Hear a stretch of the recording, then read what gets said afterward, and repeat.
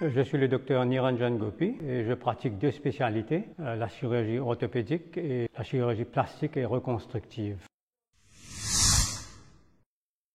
Donc la chirurgie orthopédique, c'est le traitement des traumatismes osseux et musculo-squelettales et de toutes les pathologies congénitales, celles qu'on est avec ou ceux qu'on subit après la naissance. On appelle les pathologies acquises qui consistent pour plusieurs types. Donc on a les traumatismes, on a les infections, on a les pathologies congénitales, c'est-à-dire les anomalies qui sont présentes à la naissance. Et puis il y a les séquelles des blessures, des traumatismes, des infections.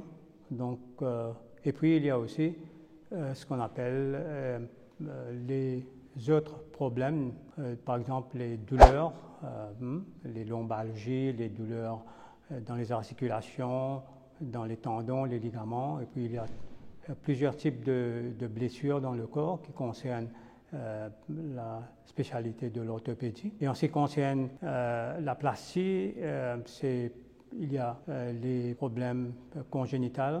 Par exemple, les enfants naissent avec les becs de lièvre ou les fentes palatines, ou des difformités de l'oreille, ou des enfants qui naissent avec des doigts mal formés ou collés ensemble, ou des doigts supplémentaires. Et donc tout ça comporte un peu ce que représente la gamme de pathologies qu'on traite en orthopédie et en chirurgie plastique et reconstructive.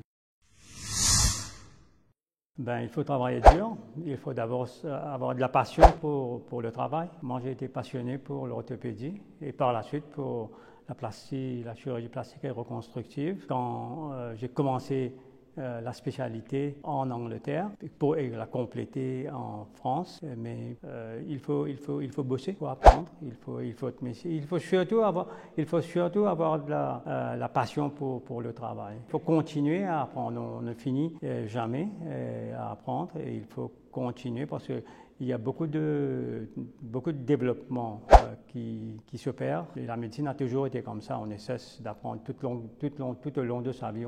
Et c'est pas quand on obtient un degré et commence à pratiquer et stop, on n'apprend plus. Il faut continuer à bosser, continuer à suivre les développements, non seulement dans sa spécialité, mais aussi dans les autres spécialités associées et en général dans la médecine. Parce que dans la médecine, c'est pas seulement une spécialité, c'est toutes les spécialités et ce qui se passe dans les autres spécialités aussi influence d'une façon ou d'une autre, ont un rapport avec ce qui se passe dans une spécialité. Par exemple, si je traite un pied diabétique, infection, j'ai besoin de la participation d'un collègue en médecine interne pour s'occuper du diabète. Et donc, je dois me tenir au courant un peu de ce qui se passe dans cette spécialité-là aussi. Donc, c'est apprendre et ne jamais cesser d'apprendre.